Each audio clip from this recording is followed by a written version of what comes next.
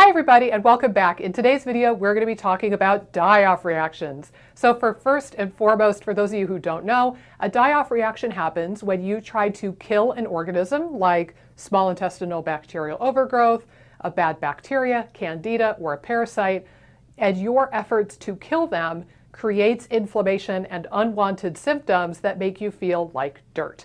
So in this video, we're going to talk about how to anticipate the DieOff reactions before they happen, and I'll talk about understanding the likelihood of a DieOff reaction so that you can get ahead of it, and then we're going to talk about how you can treat the DieOff reaction so that you feel better ASAP and get the most mileage out of your antimicrobial efforts. Stay tuned. Okay, and first, before we get into the prevention and the treatment, we need to just refresh our memory a teeny bit about what DieOff is. If you want more of an explanation about this, I have an entire video about DieOff, so you can go visit that. But remember the general gist. Say that you have candida overgrowth or some sort of dysbiosis in the colon, or maybe you have SIBO. And we're going to be talking about going after some of the bacteria or the candida that lives in the colon in this case. So we'll talk about dysbiosis. Say you have an overgrowth of something like Klebsiella or E. coli, and you want to get rid of that and replace those bad bacteria with good bacteria.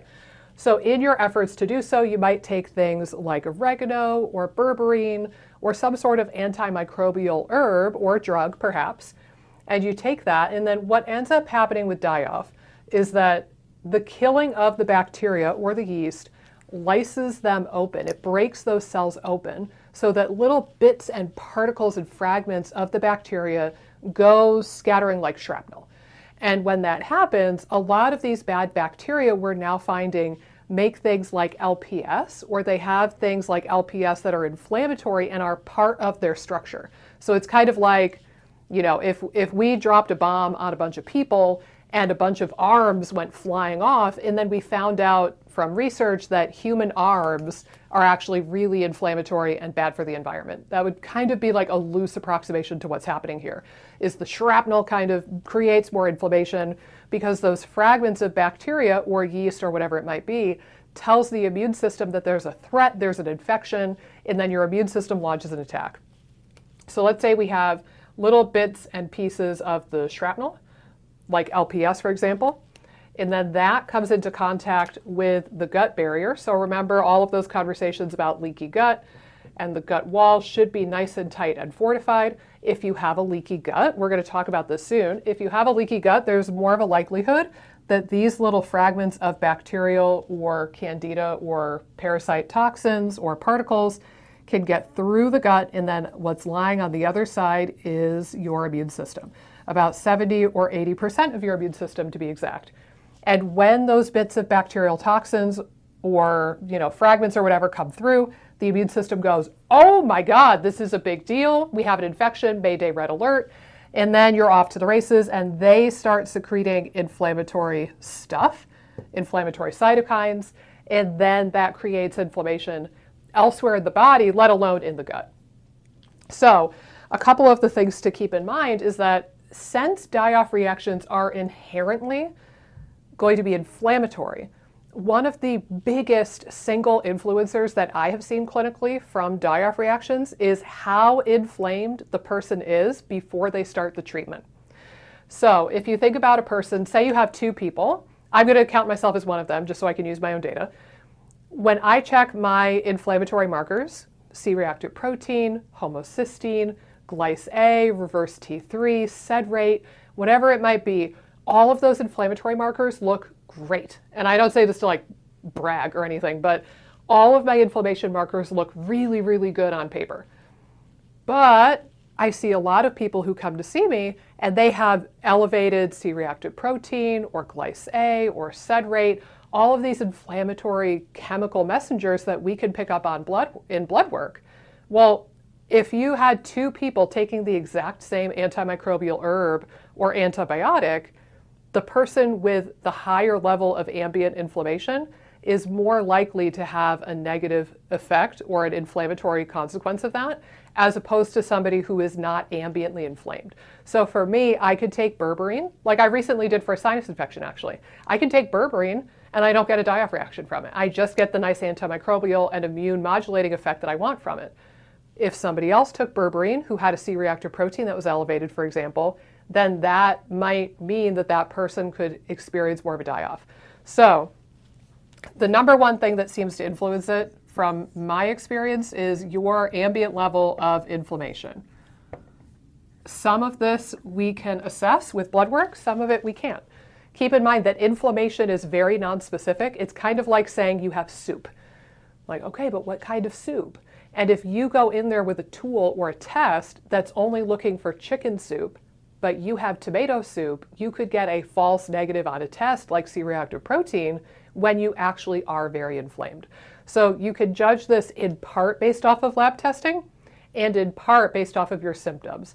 You probably have some understanding if you're really inflamed on a day-to-day versus if you don't feel like you have a tremendous amount of inflammation on a day-to-day baseline level. So your baseline level of inflammation is the biggest thing. The other piece of this, I would say, aside from the inflammation, is going to be the treatment that you're using. So this could be an herb or an antibiotic.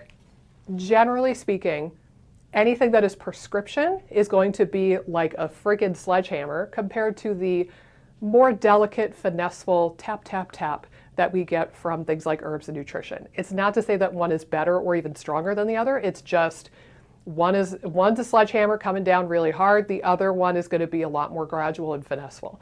So I do see that people have more die-off reactions when they do the prescription antibiotics for SIBO, for example, or the prescription antifungal medications, and that's part of why I don't use them. Also, I'm not a prescriber, so I can't do it anyway.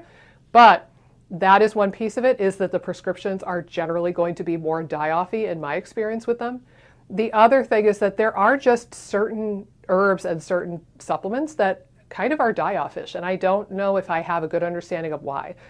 It seems like the things that are most skilled at disrupting biofilms seem to be more die-offy from what I can gather. So a really good example of that, besides the prescriptions, is a supplement called lauricidin.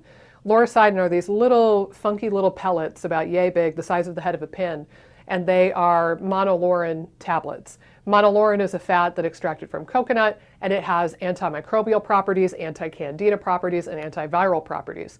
For whatever reason, that particular supplement seems to be really die-offy, so I warn people ahead of time, and I have them start it very, very, very slowly, as opposed to something like berberine or, even other antimicrobials like oregano or some of the mixed blends like FC-Cidal and dysbiocide. I don't find them to be quite as die-offy, as long as we're staying within reasonable doses. Now, I will say, if you crank up the dose and you make the killing and you make the shrapnel that much more overt and in your face, there's more of a risk of die-off as well. So keep in mind, the product that you use for the treatment is one factor.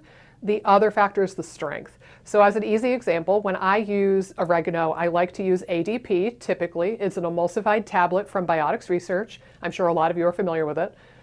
I like to use ADP. I will have people do 1 or 2 tablets 2 or 3 times a day, depending on what they can tolerate, how they like it, how they feel like it's working. So that's my dosing, 1 or 2 tablets 2 to 3 times a day. If I can get people up to 2 tablets 3 times a day for a period of like 2 or 3 weeks, great. If not, I don't sweat it too much. There are SIBO experts, like I know Alison Seebecker has been quoted as saying that she uses ADP 5 tablets 3 times a day. I don't find that that's necessary, to be honest. I would rather focus our efforts on other things like nutrition and vitamins and minerals and diversifying the microbiome and doing prokinetics and probiotics. I would rather focus our effort more on that and not have to go in guns a-blazing and nuke everything in the microbiome. But I would bet that if you dose ADP, the exact same product that I was talking about, if you use her dosing regimen instead of mine, you're probably going to see more of a die-off reaction, if I had to guess. Because again, you're going in there really aggressively and you're getting a lot more shrapnel, and then that's going to cross the barrier a lot more. The other factor that I want to point out, this should be of no surprise, is if you have leaky gut syndrome, if this is not fortified and tight, if you have big gaping holes in this picket fence, that is going to allow the shrapnel to get through and then you're going to have more of a likelihood of die-off. Is it guaranteed? No. But I will say, if you have a confirmed diagnosis of leaky gut based off of a lactulose mannitol test, or perhaps a GI map zonulin test, or a blood zonulin test, if you have a confirmed diagnosis of leaky gut, I would also start antimicrobials a little bit more gradually, and I'd be a little more cautious of things that are known biofilm disruptors like loricidin or interphase, and I would go into it a little bit more gently and keep your wits about you for the die-off reaction, because you're more likely to pull that crap in and stimulate an immune response. And in this context, stimulate an immune response equals inflammation, equals die-off reaction, and you end up feeling like crap. So these are the three things that I've observed as far as like getting ahead of the die-off and knowing that it's going to happen.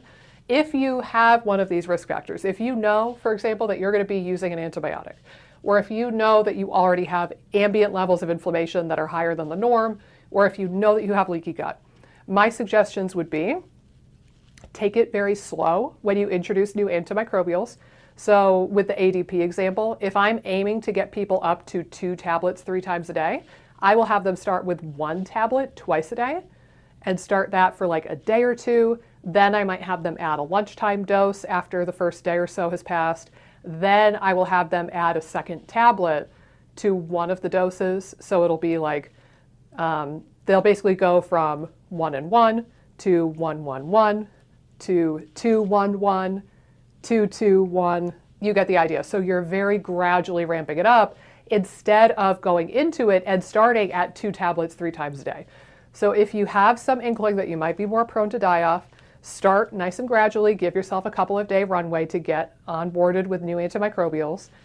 You might consider fortifying the gut at the same time, so you can layer in things like not berberine, well, maybe to an extent berberine, but L-glutamine or zinc carnosine or something to fortify the gut barrier, I think would be useful, maybe even probiotics. And you might get some anti-inflammatories on board ahead of time so that you can start to quell at least a little bit of that inflammation. So maybe a couple days before the antimicrobials, you start taking some turmeric, or you start taking some resveratrol or green tea extract, or drinking green tea in the morning. You could do these things ahead of time so that you can have at least a teeny bit more control over your inflammation before you go in guns a-blazing and nuke everything and get this shrapnel effect.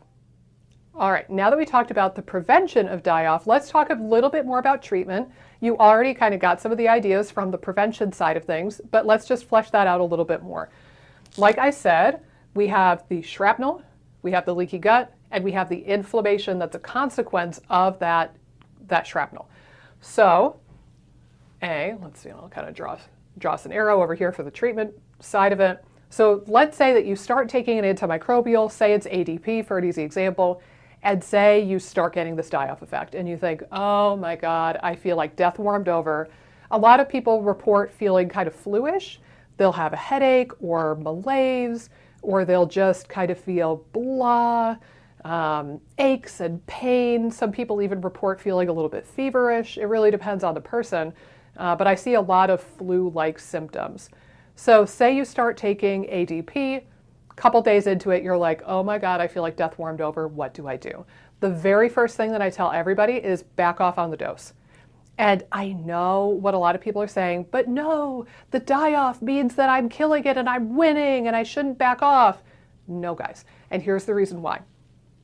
Remember, this is instigating an immune response. You are alerting the immune system that there's something up that it needs to help you with, which is fine. But that immune army that lives in your gut is cranking out an awful lot of inflammation. And if you think about it, that's kind of one of the big shticks in this holistic functional space, right? Is that anything inflammatory could potentially hold you back or make it difficult for you to heal. So in theory, yeah, if you keep with that current dose of whatever it is, say the ADP at like 5 tablets 3 times a day, which in my opinion is absurd. Say you keep up with that dose and you think, yeah, I'm winning, I'm nuking it, great. Well, yes, you might be trimming back on these bad bacteria a little bit more so than you would at a more conservative dose, but you're also cranking up a ton of inflammation, and then guess what that does? The inflammatory cytokines made from the immune system loop back around and cause leaky gut. So now you're in a little bit of a catch-22, aren't you? You're in a pickle. So the inflammatory cytokines loop back around and they degrade the gut lining. They also, the inflammation is going to affect the rest of your GI tract, so it's going to inhibit your ability to make acid and enzymes and bile, and most importantly, especially for people with SIBO or IBS, remember the gut-brain axis controls damn near everything. So the gut-brain axis and the vagus nerve control how much stomach acid you make, how many enzymes you produce in your pancreas, whether you release bile, whether you are having a friendly relationship with the microbes that you cart around. The vagus nerve is going to influence motility, which is huge, including the migrating motor complex. And if there's anything that neurons really, really, really hate, it's inflammation. So these inflammatory cytokines from the DieOff effect come up here and inhibit the activity of neurons that we really, really, really, really, really want to work. So it feels like you could just push through and tough it out and be tough, etc. But please resist the temptation to do so. You can have a little bit of a crap feeling. Like say if you feel like, 10% crappier than your normal and you're just kind of dragging a little bit extra, but you're still able to function through the day and get through work or get through your commitments and you're not like totally drained by the DieOff reaction, I think that is reasonable, say like a 10% deficit. But if you're really dragging, if you're dealing with a pounding headache or aches and pains and you feel like death warmed over, please do not push through this. Back off on the dose and have the confidence that your body can heal and you can overcome this with lower doses. You just might want to space it out a little bit longer. So instead of doing a 4-week course, maybe you do a 5-week course. You have other options available to you other than going in guns a-blazing and nuking everything right off the get-go. So number one, I would say the most important thing to keep in mind is back off the dose, because you don't want to deal with that inflammation that's going to inhibit all of the nice functions that we really need to work in order for your GI system to work appropriately. The other things that we talked about over here are still very relevant. So we could do anti-inflammatories, right? So you could start taking copious amounts of turmeric, resveratrol, green tea, boswellia, whatever floats your boat. There are so many anti-inflammatories out there. I like to combine them if I'm using them and trying to squash down a DieOff reaction really quickly. I like to combine them because there is some research that these anti-inflammatories have synergy with each other. And if turmeric does X, and resveratrol alone does Y, then the net effect adding them together is greater than X plus Y. You get a whole different, it's X plus Y plus whatever. So there is some synergy. So consider adding in an anti-inflammatory supplement in some way, shape, or form. I would caution you to stay away from anti-inflammatory drugs like the NSAIDs or Tylenol. You could use them if you're really, really in a pinch and you're just feeling absolutely miserable. Again, that's an indication that you need to back off on your dose. But keep in mind that those anti-inflammatory drugs have side effects. They can lead to erosion of the stomach and reflux. So you don't want to overdo those. And as far as like the physiology and the immunology of how they inhibit inflammation, it's quite a bit more complicated than what I can get into in this video. But just suffice it to say that it's a very temporary Band-Aid and it doesn't actually do anything to lower the inflammation in the sense that you think it does. That could be a topic for another video. If you want me to do a video on NSAIDs and how they actually work, put a comment down below because I would be willing to do that. I just don't know if it's of interest. So anti-inflammatory herbs and foods, primarily, not necessarily anti-inflammatory drugs.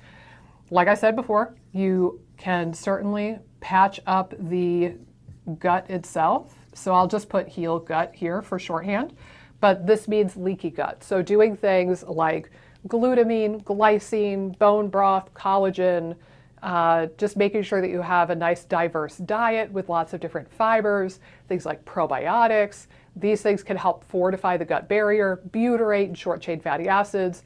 These things can help fortify the gut barrier so that you're sealing up that leaky gut and preventing the shrapnel from getting through.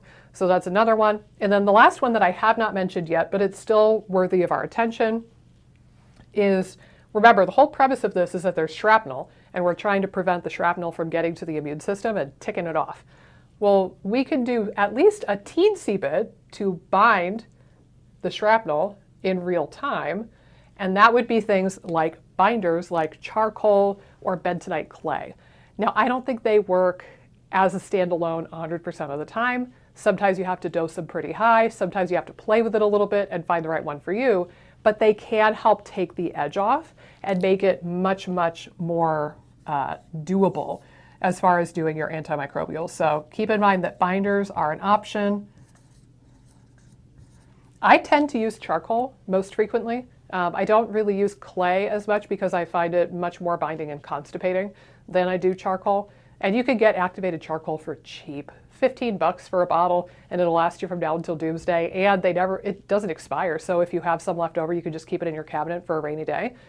I'm a big fan of charcoal. I use clay only a little bit here or there. And the combo products like the GI Detox, I think are just overpriced. I don't think they're worth the premium that you pay for them. Why would you get a $50 bottle of GI Detox when you can get by with like a $10 or $15 bottle of charcoal? So for what it's worth, I don't really, pardon me, I don't use the really expensive ones typically, just the cheapos.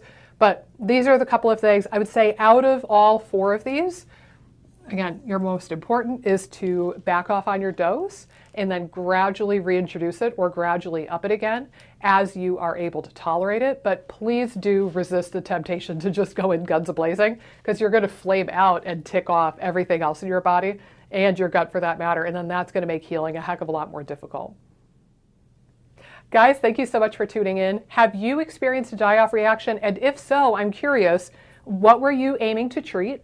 Was it bacterial in nature? Was it candida? Was it a parasite? So what were you trying to treat, and what product were you using? Was it a prescription medication? Was it a natural herbal option like oregano or berberine? Was it a proprietary thing like lauricidin?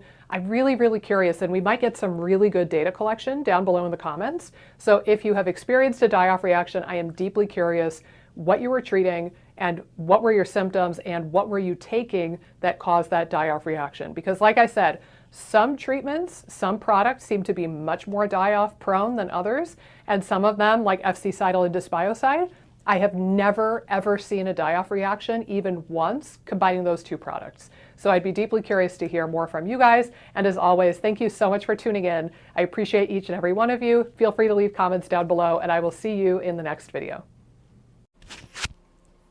Hey guys, if you like this video, be sure to subscribe, ring the bell, click the like button, and leave a comment down below with the videos that you would like to see me do next. Doing all of those really helps support the channel and support my efforts in making as many videos as possible for you guys. Thanks so much, and I'll see you in the next video.